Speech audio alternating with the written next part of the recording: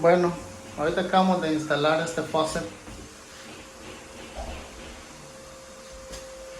Esa varilla que se mira en el cielo es donde va a venir la agüita a caer aquí al zinc. Y donde se le abre,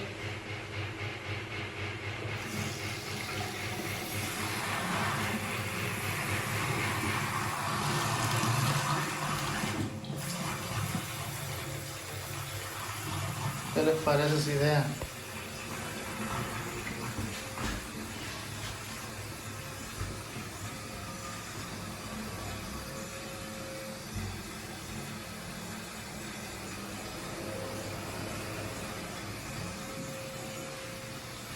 Yo que ando de baño.